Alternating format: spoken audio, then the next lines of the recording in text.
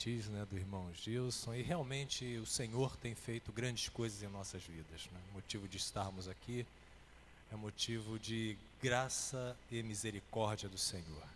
Então nós queremos aqui agradecer a oportunidade de estarmos neste lugar, de podermos meditar juntamente com os amados na palavra do Senhor, de trazer também um abraço, né, lá da Igreja de Nova Vida de Bom Pastor, pastor Adálvaro, o nosso pastor lá. Então sintam-se abraçados lá por nós e dizer mais uma vez que é uma grande satisfação, né, estarmos aqui.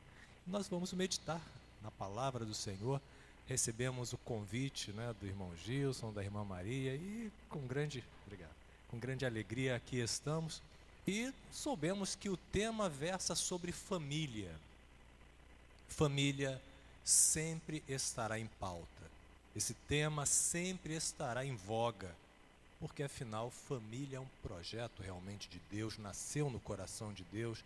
Deus se ocupa desse tema e também o diabo tenta destruir as famílias. Então o diabo veio para roubar, matar e destruir, é fato, mas é fato também que Jesus se manifestou para desfazer as obras do diabo. E nós cremos realmente que as famílias na terra são abençoadas pelo Senhor, são um projeto de Deus. E nós vamos tratar aqui de uma família. Dentro da Bíblia, à luz da Bíblia, nós vamos ver uma família. E vamos ver que não é uma família naquele padrão família margarina. Você já ouviu falar na família margarina? Não. O irmão falou aqui que é a primeira vez que vai estar ouvindo sobre família margarina. Eu vou explicar. Família margarina é aquela família dos comerciais de televisão, aqueles comerciais de margarina, né? É o pai lendo jornal, isso é os comerciais para os mais antigos que têm cabelos brancos, né? Pai lendo jornal, a mãe feliz, né, distribuindo torradas pela mesa, os filhos não brigam, os filhos felizes ali, aquela harmonia total, o cachorro, né, perto da mesa ali, maravilha, né? Uma família perfeita. Só que nós bem sabemos que não é bem assim. As famílias não são tão perfeitas como no comercial de televisão. Então a tal família margarina é obra de ficção. Então as famílias têm sim as suas dificuldades, têm as suas lutas, e nós vamos abordar aqui dentro da Bíblia. Eu até peço a você e te convido a abrir a sua Bíblia comigo no livro de Gênesis, Gênesis capítulo de número 37, fala de uma família numerosa, uma família grande,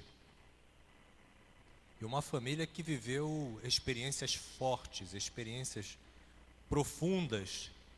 E nessa família se destaca um nome muito importante, um nome muito falado na Bíblia. Você que já encontrou, então, quero te convidar em reverência à palavra do Senhor, a se colocar então de pé.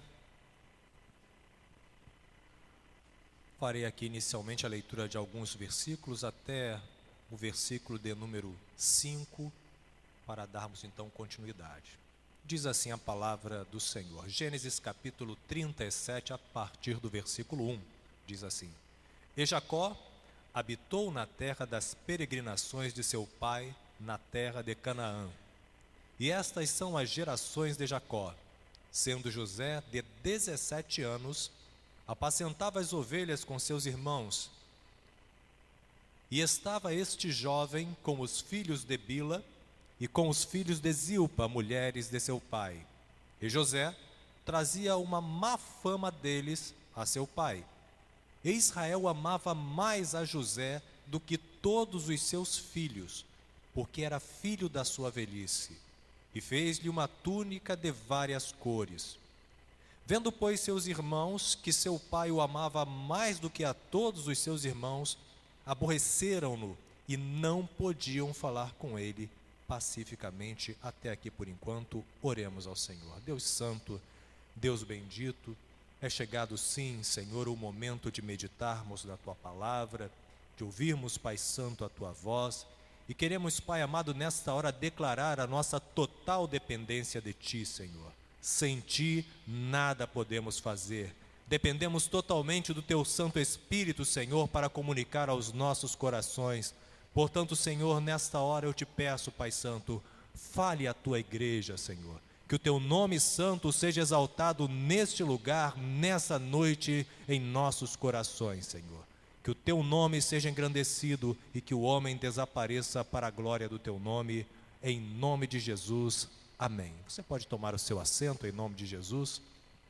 Inicialmente nós percebemos, amados, nessa breve leitura, de que tratava-se de uma família que tinha os seus conflitos, tinha as suas dificuldades. E aqui se percebe claramente que havia um problema relacional entre irmãos. Se me perguntassem que tema você daria a essa meditação, a essa palavra, eu diria predileções perigosas. Nós devemos ter muito cuidado. Nós que somos pais, nós devemos ter muito cuidado. Porque os filhos são diferentes, eles não são iguais, têm as suas peculiaridades. Você pode criar da mesma maneira, mas eles jamais serão iguais, serão diferentes, têm as suas particularidades. Deus conhece essas particularidades e ama a todos, não faz acepção de pessoas. Se nós começássemos aqui a fazer uma análise sobre esse texto a respeito da conduta de Jacó e se perguntássemos aqui, que erro cometeu Jacó? Talvez alguém se arriscasse a dizer, ora, ele tinha 11 filhos e ele amou mais a José. E ele manifestava isso claramente e causava ciúme nos outros irmãos. Olha aí o problema, papai, mamãe aqui presente, cuidado com isso. Você que ama mais aí o caçulinha, né? Você pode até amar, mas tome cuidado com isso. Peça a Deus para te dar sabedoria, para não manifestar, ou melhor, não amar fazendo acepção, mas amar a todos, respeitando as suas peculiaridades, as suas individualidades. É um aprendizado para nós, pais, e para vocês que ainda não são pais e que serão em nome de Jesus. Já guardem essa palavra aí no coração. Mas o versículo 4 nos diz que, vendo, pois, seus irmãos que seu pai o amava mais do que todos os seus irmãos, aborreceram-no e não podiam falar com ele pacificamente. O que nós percebemos aqui de início é que estava aberta uma porta para que coisas terríveis pudessem acontecer. Lamentavelmente, nós que vivemos, por assim dizer, a era da informação, estamos sempre ligados nas coisas que estão acontecendo, acompanhamos os noticiários, estamos sempre antenados, nós sempre acompanhamos os acontecimentos e nem sempre são assim agradáveis. Quem não lembra do caso Susana Richthofen, né, daquela jovem, dos irmãos que mataram os pais? Do outro caso que ganhou repercussão recente, que inclusive está emprestando nome a uma nova lei que está sendo aprovada agora, a tal lei da palmada, que disciplina, que tenta disciplinar, tenta regulamentar a forma dos pais educarem seus filhos, a tal lei da palmada que está sendo chamada de lei Menino Bernardo, menino que foi, ao que tudo indica, assassinado pelo próprio pai e pela madrasta. Então, nós percebemos que casos terríveis não faltam. Então é motivo sim de nós nos preocuparmos com a família, com a unidade familiar, com o que a palavra de Deus nos ensina. E lamentavelmente sabemos que o homem, sem o temor de Deus, sem ter o coração aberto para o Senhor e dando realmente abertura para os atos da carne, para os sugestionamentos do diabo, é capaz de fazer coisas terríveis. Como foi o caso aqui do ocorrido nesta família, que você certamente conhece aqui essa história de José. José passou por grandes dificuldades, o versículo 11, tentando assim avançar para nós ganharmos tempo. Não vamos ler todos os versículos, mas o versículo de número 11 nos diz também que seus irmãos, pois, o invejaram. Seu pai, porém, guardava este negócio no seu coração. Retrocedendo um pouquinho, é porque Deus concedeu a José sonhos. E José, na sua inocência, na sua alegria em receber aqueles sonhos, compartilhava aqueles sonhos com seus irmãos, com seus pais, e sonhos que vieram a se tornar verdadeiras profecias que se cumpriram, mas só que os irmãos não aceitaram. Num dos sonhos, o próprio Jacó repreendeu: então eu e a sua mãe vamos nos curvar diante de você? E nós que conhecemos aqui a história de José, sabemos que isso realmente veio a se cumprir anos após esse sonho que foi uma verdadeira revelação.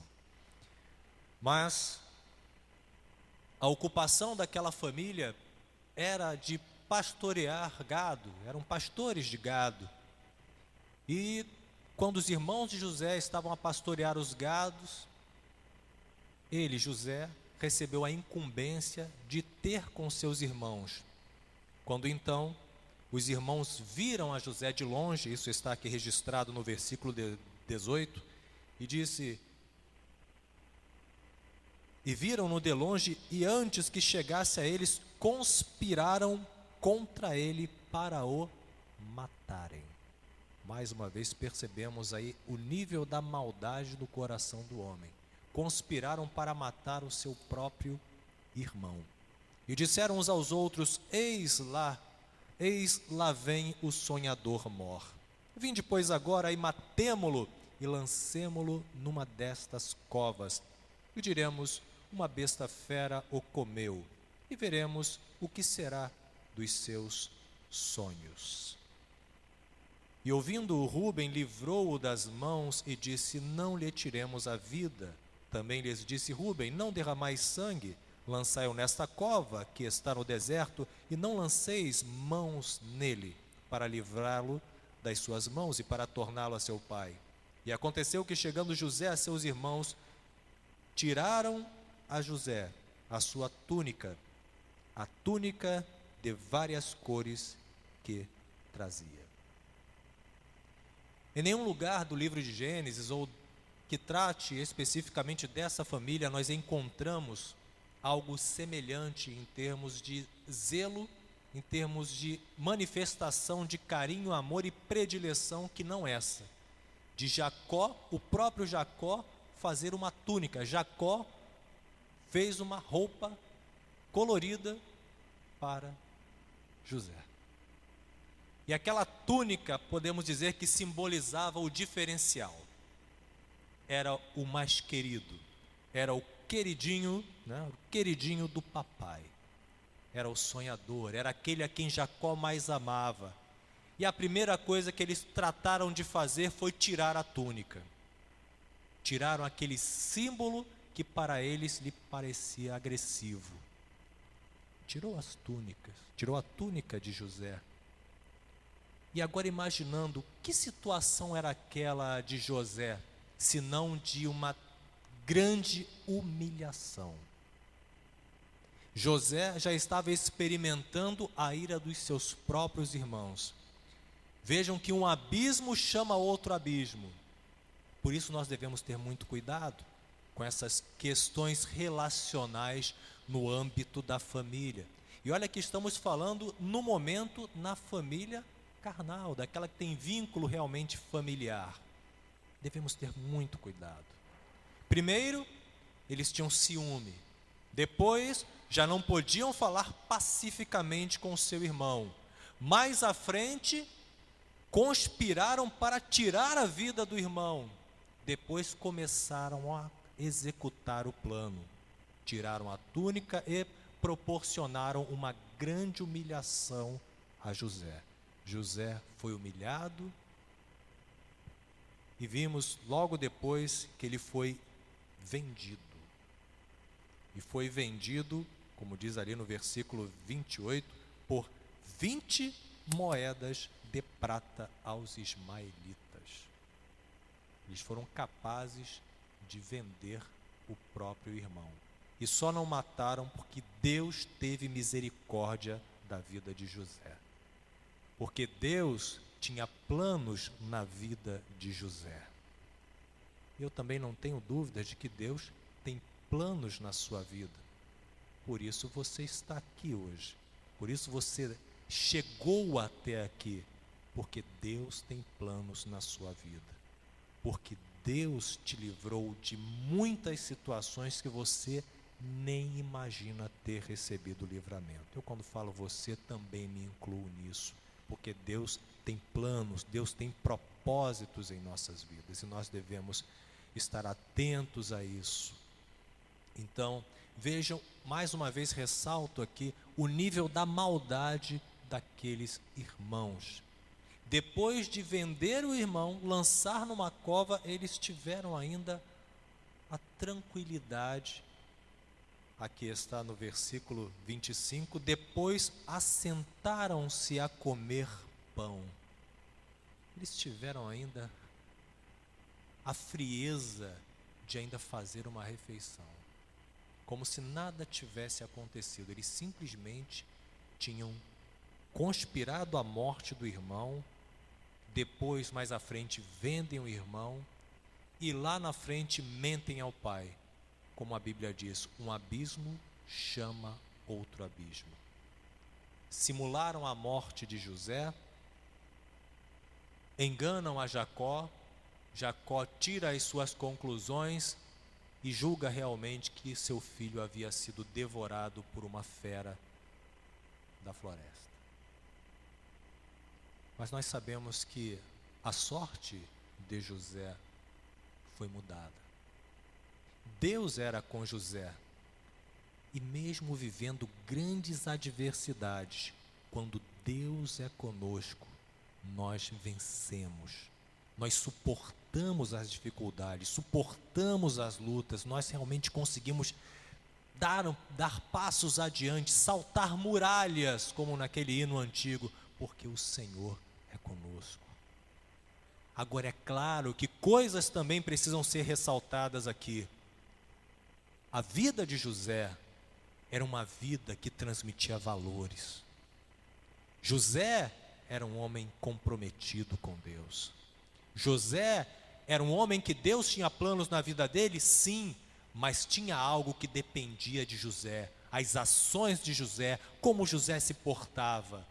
José era um homem reto, era um homem fiel, era um homem que realmente tinha honra, um homem que realmente tinha valores. Ele prezava por esses valores, ele era fiel, ele era dedicado, e tudo que ele fazia prosperava. Deus honrava aquele homem. Eu quero dizer a você nesta noite com muita tranquilidade, se você se manter fiel ao Senhor, se dedicar à obra do Senhor, fazer a obra com inteireza de coração, creia, Deus vai lhe honrar.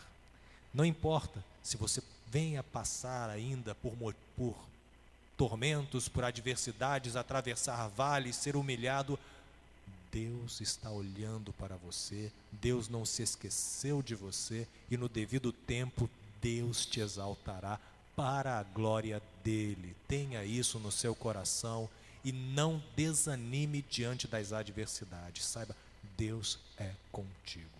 E Deus realmente era com José.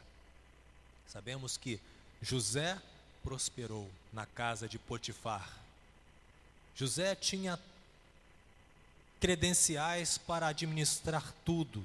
A única restrição era em relação à própria mulher de Potifar. E sabemos também que quando tudo está indo bem, cuidado com isso. Poxa, mas é tão bom viver as bênçãos, né? Quando tudo está indo bem, tudo está indo certinho, nada está dando errado. Mas cuidado, porque se de um lado o Senhor jamais desistiu e desistirá de nós, por outro também, existe alguém que não desiste de tentar nos destruir. Então devemos estar atentos, sermos sóbrios e vigilantes, conforme diz a palavra. E a mulher de Potifar foi usada realmente como pedra de tropeço na vida de José. Mas José resistiu, não cedeu à tentação, estava comprometido, foi leal ao seu Senhor. E mesmo assim, sabemos o que aconteceu com José. José foi para a prisão e lá ficou durante muito tempo. Sofreu uma perseguição injusta, sofreu uma calúnia injusta e foi realmente sofrer na prisão. Mas sabemos que Deus mudou a sorte de José. Na prisão, o que José poderia nutrir em seu coração? Ele poderia fazer uma retrospectiva e pensar: olha, eu estou aqui porque meus irmãos me venderam. Fui vendido. Eu, um homem livre, fui vendido como escravo. Na minha casa eu tinha o amor de meus pais. E aqui sou maltratado nessa prisão, porque meus irmãos assim fizeram. O que fiz eu para merecer tamanha injustiça? Durante aqueles anos que se arrastaram na prisão, José poderia cultivar ressentimento, ódio, mágoa, rancor, mas José, a Bíblia demonstra que José não deu brecha para que esses sentimentos brotassem em seu coração. Isso me faz lembrar o que disse o escritor aos Hebreus, dizendo que nós não devemos deixar que a raiz de amargura brote em nosso coração, para que ela não venha a nos contaminar. Então José não deu chance para que a raiz de amargura fosse brotar no coração dele. Mas nós sabemos que a sorte dele mudou, ele veio a ser governador no Egito, uma autoridade, recebeu o anel de Faraó, recebeu glória, recebeu honra e teve a grande chance da sua vida. Teve a chance que muitos poderiam esperar para pagar o mal com o mal. E vejam que a Bíblia diz que nós não devemos pagar o mal com o mal, mas pagar o bem com o mal. Ou melhor, pagar o bem com o mal. Se te fizeram mal, faça o bem. Desafiador? Sim. Está no rol do negue-se a si mesmo, não é? Mas eu tenho razão, eu estava certo. Ela estava errada, ele estava errado. Eu tenho todo o direito de fazer. Mas quando você diz não à vingança e lembra que o Senhor é o grande vingador, que o Senhor é aquele que nos manda abençoar e não amaldiçoar, você está verdadeiramente agindo como servo de Deus, como filho de Deus, e Deus honra aos que assim agem. É um desafio para nós, igreja? Com certeza que sim, é um grande desafio, o dizer não a si mesmo. Mas José, ele perseverou em ser fiel. José perseverou em ser leal. José perseverou em ser comprometido com Deus. Quantos têm perseverado nisso? Perseverar não significa não errar, porque, ora, como seres humanos que somos, erramos. Sim, pecamos, mas o fato é que mesmo errando, devemos perseverar em servir ao Senhor e buscar ter uma vida santa, porque isso nos impõe o Senhor, nos impõe aquele que nos chamou das trevas para a sua maravilhosa luz, aquele que realmente nos tirou do lamaçal do pecado e que diz que nós devemos ser santos, pois afinal, o que diz a palavra sobre a santidade? Sem santidade, ninguém verá a face do Senhor. Então é importante termos todas essas coisas em nossos corações, principalmente quando nos lembrarmos de que estamos certos. Quando a nossa carne disser, mas você está certo, você está sendo injustiçado, você está sendo perseguido, você não merecia passar por isso, você está passando por isso, olha, ninguém merece isso. É aí que nós devemos lembrar de uma coisa: Jesus merecia passar pelo que passou? Certamente que não. Mas ele passou voluntariamente para cumprir o grande plano de salvação.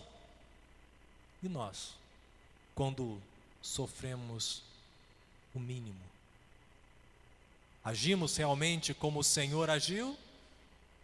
Agimos como José agiu? Ou nós deixamos o homem, o velho homem vir à tona e dizer, olha, eu sou crente, mas não sou capacho, eu não aceito isso, e se bater em mim vai levar? Cuidado, cuidado, cuidado. Pois não é isso e não é para isso que nós fomos chamados. Dizer não a nós mesmos é o grande desafio colocado para a igreja. Isso é no seio da família sanguínea, digamos assim, família carnal, família humana, digamos assim, e não diferentemente também na família espiritual. É aqui, no templo, na casa do Senhor, em que nós nos relacionamos, passamos algumas horas juntos, às vezes 2, 3 horinhas só. E olha quantas coisas acontecem, não? Quantas vezes dificuldades em tratar de determinadas questões e superá-las por amor a Cristo. Não vamos deixar que o diabo venha vencer.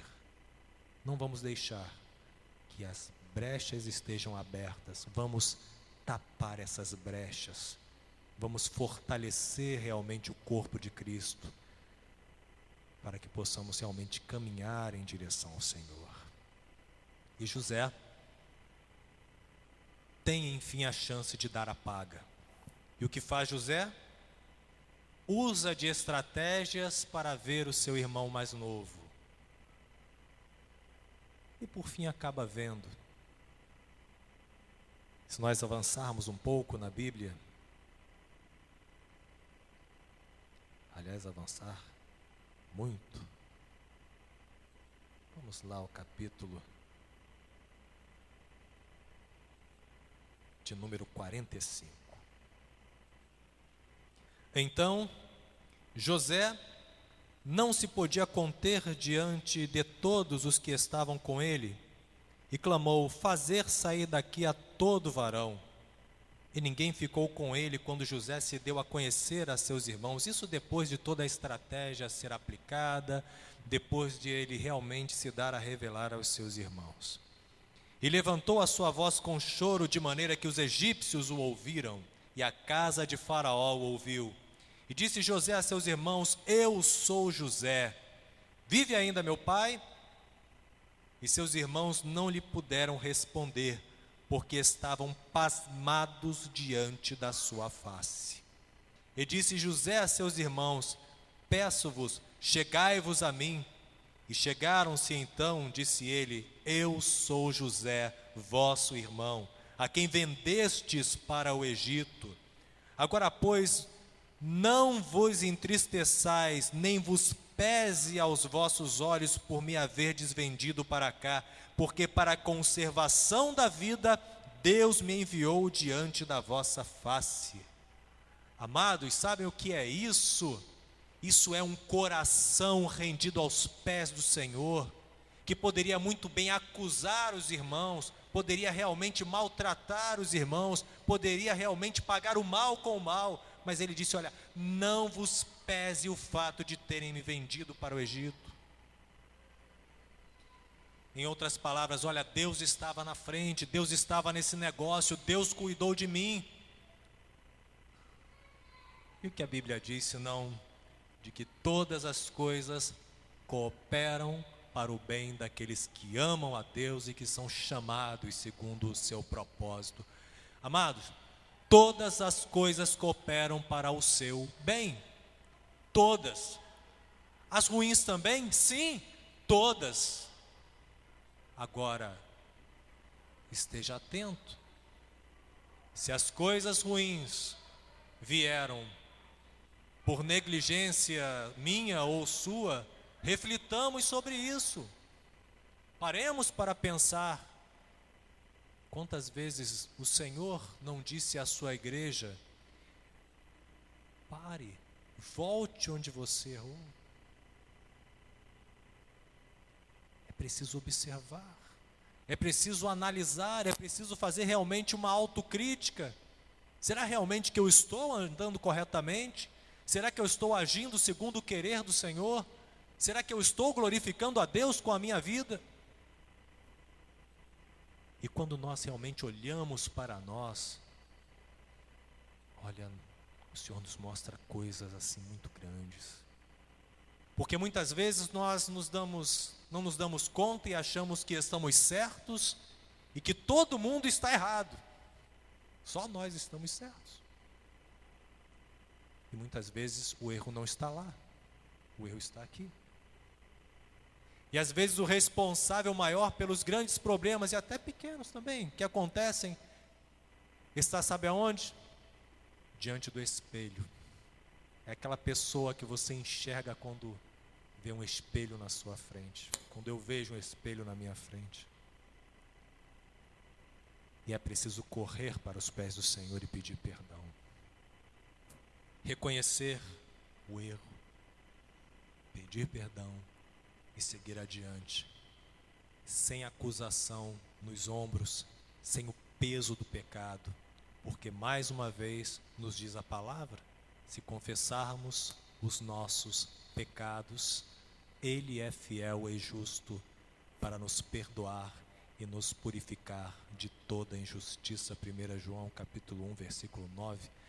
O Senhor nos perdoa, tem prazer em nos perdoar, mas é preciso que antes nós reconheçamos onde temos errado, onde temos caído, e reconhecer que precisamos voltar onde erramos, consertar o que pode ser consertado, o que precisa ser consertado, e em nome de Jesus seguir em frente, sem o peso, de novo digo, da acusação, sem o peso do pecado, porque o Senhor, quando lança o pecado no mar do esquecimento, lança mesmo. Ele diz que lança no mar do esquecimento e deles não se lembra mais. Não vamos carregar um pecado ou pecados dos quais o Senhor já nos livrou. Assumamos o perdão do Senhor, o perdão de Deus para as nossas vidas. E vivamos uma vida com ousadia. Ousadia para entrar no Santo dos Santos. Ousadia para entrar, como diz o escritor lá aos Hebreus, pelo novo e vivo caminho, pelo véu, pelo sangue de Jesus. Ele abriu para nós esse caminho, nos deu esse livre acesso para que entrássemos na presença do Senhor. Isso porque sabemos que lá no passado, só um homem poderia entrar no Santo dos Santos. E mesmo assim com várias restrições. Só o sumo sacerdote, uma vez por ano, com várias restrições. Mas, quando Jesus expirou na cruz do Calvário, e o véu do templo se rasgou de alto a baixo, nós, a família de Deus, podemos ter garantido acesso direto ao Pai, entrar no Santo dos Santos pelo sangue de Jesus Cristo, que nos garantiu esse acesso. José ainda não vivia a dispensação da graça, mas José vivia uma vida de fidelidade. José recebia em seu coração, ele tinha a convicção de que Deus estava com ele. Ele tinha a convicção de que realmente o Senhor não o havia abandonado, tanto que ele declara aos seus irmãos: olha, não pese em vossos corações o fato de terem pecado, de terem me vendido, porque Deus me conservou a vida, porque Ele reconheceu o Senhor em todos os seus caminhos, e bem-aventurado é o homem que reconhece o Senhor em todos os seus caminhos, porque o Senhor é o autor e conservador da vida. Não há outro que não o Senhor, que tenha o poder para nos sustentar, para nos conservar diante de um mundo, ou melhor, num mundo tão mau, tão perigoso, tão hostil, como é o mundo em que nós vivemos, um mundo que jaz no maligno, mas o Senhor tem te conservado. E para quê? Para nada? Só para ter? Só para ter, conquistar, avançar? Olha, isso tudo faz parte, mas o Senhor tem muito mais do que isso para você. Porque todas aquelas coisas palpáveis que nós podemos ter e muitas vezes desejamos, e é justo até desejar e buscar ter, o que o Senhor tem preparado para nós, olha, a Bíblia diz que jamais entrou no coração do homem, olhos jamais viu, ouvidos jamais ouviram. Então é necessário olhar pelos olhos da fé para aquelas coisas que nós não vemos. Porque essas, como disse Paulo, essas são eternas. As demais coisas palpáveis são transitórias, são passageiras. Mas José não viveu esse período da graça, mas José viveu a comunhão com Deus. E a comunhão com Deus independe de dispensação. Enoque não viveu o período da graça, mas ele andou com Deus e Deus o levou para si, o tomou para si. E você tem andado com Deus? Eu quero dizer, você foi chamado para andar com Deus e não importa a sua idade. Não importa se você tem 10, 20, 17 anos, a idade de José, ou se você tem 70, 80, 90 anos, não importa. Você foi chamado para andar com Deus. Você foi chamado para colocar em prática na sua vida aquilo que nós cantamos aqui, mas eu escolho Deus. Eu escolho ser amigo de Deus. Você escolheu ser amigo de Deus? Você escolhe ser amigo de Deus? Você escolhe andar com Cristo? Olha, você fez a melhor de todas as escolhas. Mas saiba de uma coisa, antes de nós escolhermos ao Senhor, foi Ele, o Senhor, que nos escolheu. Ele que nos chamou, nos tomou para si, para nós andarmos na presença dEle. Então, amados, tenham realmente essa certeza, essa tranquilidade e olhos abertos. Cuidado com as ciladas. Mas vamos prosseguir um pouco mais aqui nessa grande saga de José, essa história de José. Praticamente aqui, fechando aqui a nossa meditação, eu quero abordar aqui um momento assim, todo especial. Após José aplicar aquele estratagema e fazer com que o irmão mais novo viesse à sua presença, faltava algo a José. José já tinha reencontrado os seus irmãos. José já estava vivendo a oportunidade e não a desperdiçou. Atenção, igreja, não desperdicem as oportunidades. José não desperdiçou a oportunidade de ministrar perdão sobre a vida dos seus irmãos. Não desperdice a oportunidade de perdoar. Sabe por quê? Porque este é o dia que o Senhor nos fez. Este é o dia. Esta é a oportunidade. A hora é essa. Afinal, que garantia temos nós de que outras oportunidades teremos? Que garantia temos? Quem pode nos garantir senão o Senhor? Mas nós não podemos ser jactanciosos, ser presunçosos, a ponto de achar que não, eu não vou perdoar hoje não. Deixa ele sofrer um pouquinho mais, deixa ela sofrer um pouquinho mais. Amanhã eu perdoo. Não somos senhores do tempo. Não somos. O tempo não está à nossa disposição, portanto, perdoe hoje, perdoe agora, perdoe já. Perdoar é para quem já tem cabelos brancos? Não. É para todo ser vivente, que é a imagem e semelhança do Senhor, que tem motivos até para não perdoar. José tinha todos os motivos, todos, para não perdoar. José tinha todos os motivos para guardar mágoa, para guardar rancor, para dizer, olha, vocês merecem realmente ir para a forca. mas José fez diferente. E nós, igreja? Não fomos chamados para fazer a diferença neste mundo? Quem é você? Quem é você? Quem sou eu? Senão luzeiros no mundo de trevas. O que disse Jesus a respeito do candeeiro? Ele deve ser aceso e deve ser colocado embaixo da mesa. Amém, igreja? Não é? Não? Onde ele deve ser colocado? No alto, em ponto de destaque, para que todos vejam a luz. Sim, assim é a igreja, deve resplandecer no mundo de trevas. Para isso fomos chamados. Você é um luzeiro neste mundo e deve brilhar a glória de Cristo em sua vida, em minha vida. E como é que nós fazemos isso? É fácil? Não. Gostaria de dizer que é fácil, mas eu não posso dizer que é fácil, porque não é fácil. Importa em negar a si mesmo. Importa é mesmo estando certo, mesmo tendo todos os motivos, mesmo tendo todas as razões.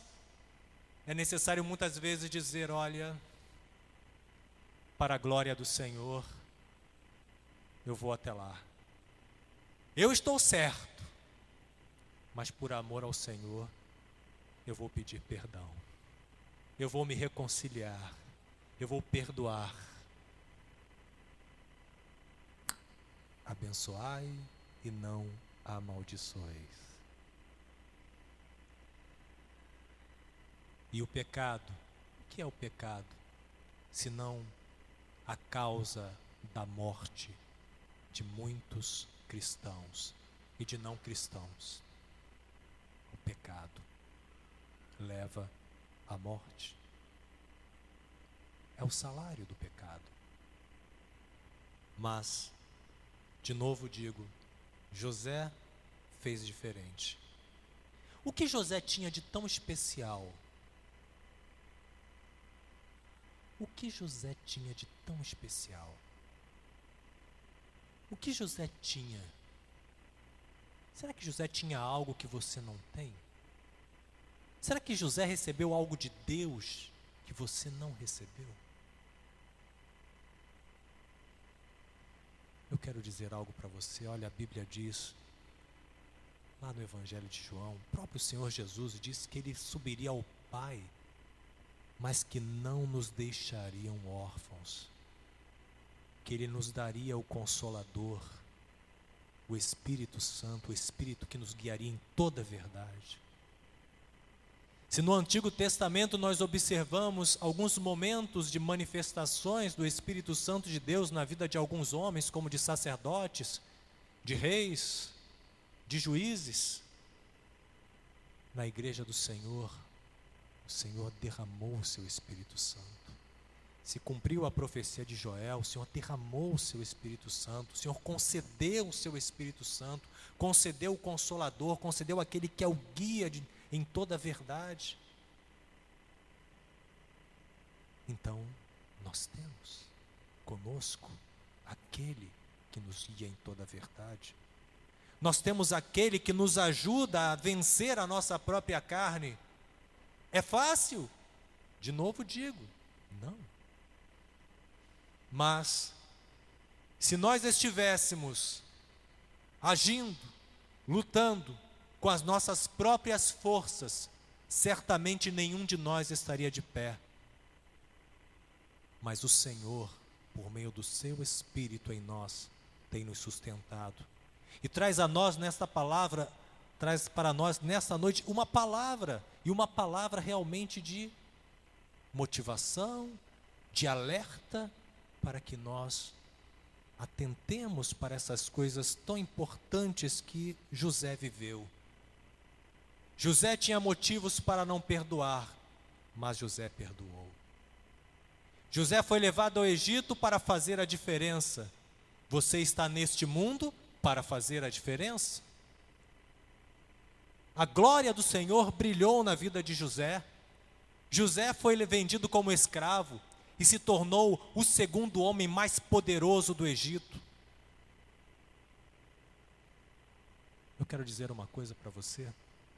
Ainda que você não venha a ser o segundo homem mais poderoso, ou o primeiro homem, ou a mulher mais poderosa do Brasil, eu quero dizer o seguinte: você carrega em você aquele que é o Todo-Poderoso, o Rei do Universo, o Espírito Santo de Deus, que está em você para garantir a você que você tem condições no Senhor de suportar e de vencer todas as coisas, todas as dificuldades, todas as adversidades da vida, porque o Senhor é com a sua igreja. Não é apenas, amados, um jargão evangélico, mas a palavra viva do Senhor diz que as portas do inferno não prevalecerão contra a igreja do Senhor. Isso quer dizer que o Senhor é poderoso, que o Senhor é maior do que os nossos pecados, maior do que o diabo, maior do que o mundo. Maior é o que está em vós do que o que está no mundo, diz a palavra do Senhor. José fez a diferença. Aquele menino que só tinha 17 anos, com pouco mais de 30, era uma autoridade respeitada e temida. Deus faz essas coisas. Quando Deus está no controle, quando nós realmente nos deixamos guiar pelo Senhor, Deus nos leva a lugares, nos coloca em situações que nós nunca poderíamos imaginar. Deus nos faz voar como águias. Nem poderíamos imaginar. Meu Deus, onde eu cheguei, mas foi o Senhor. Nunca, jamais, em sua vida, faça como Nabucodonosor, que cresceu, que prosperou, e que do alto da sacada do seu palácio olhou para o reino e se exaltou, dizendo que era o reino que ele tinha construído com as suas próprias mãos. Nunca dê espaço para a soberba, pois a palavra diz que a soberba precede a ruína. Antes, glorificai ao Senhor por tudo aquilo que você é, por tudo aquilo que você tem e por tudo aquilo que você será e terá. Saiba que é o Senhor que está te dando e te dará. Glorifique ao Senhor. Glorifique ao Senhor. E mais uma vez, para nós encerrarmos aqui, queridos, falando do pecado. O pecado é o que faz a separação entre o homem e Deus. O Senhor, usando Isaías, deixou registrado: o pecado se constitui como um muro que separa o homem de Deus, o homem do Senhor.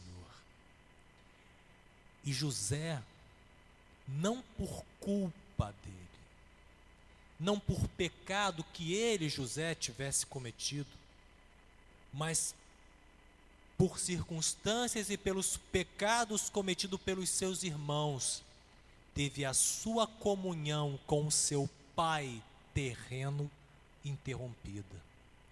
Há quantos anos José não olhava nos olhos de seu pai Jacó? Há quantos anos José não tinha chances de abraçar ao seu pai? Olha, você aí que tem pai, que tem mãe, e que você não deu um abraço nele ainda, ou está deixando o tempo passar, está dando aí brechas para as mágoas, para as questões relacionais. Olha, está mais do que na hora de você ir até ele, até ela e abraçá-lo e declarar o seu amor, declarar o seu perdão, pedir o perdão. O amor é o que, amados? É o vínculo da perfeição. Quando nós amamos, nós vencemos. Quando nós amamos, nós somos mais parecidos com o Senhor. Quando nós deixamos de lado o eu estou certo, eu tenho razão, a culpa foi dele, a culpa foi dela. Quando nós abandonamos todas essas coisas e realmente abrimos o nosso coração, deixamos com que o amor do Senhor fale mais alto, nós vencemos para a glória do Senhor. E o que aconteceu ali? José finalmente revê o seu pai Jacó. Versículo 29. Então José aprontou o seu carro e subiu ao encontro de Israel, seu pai, a Gósen. E mostrando-se-lhe, eis-me aqui, meu pai. Imagine o quadro. Sou eu, José. Mostrando-se, lançou-se ao seu pescoço e chorou sobre o seu pescoço longo tempo. Sabe aquele abraço que você abraça e não larga? Pois é, foi esse abraço. Ele abraçou o pai e chorou. De tristeza? Não. De emoção, de alegria, comovido, feliz, alegre, porque tinha reencontrado seu pai. A alegria de reencontrar o pai. Quantos estão perdendo a comunhão com seu pai por causa do pecado? Quantos não estão precisando correr em direção ao seu pai, se lançar nos braços do pai, abraçá-lo?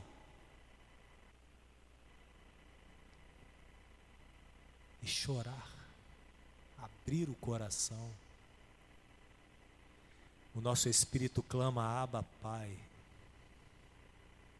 O nosso espírito clama por Deus, pelas coisas de Deus. A nossa carne não. A carne não quer nada com Deus.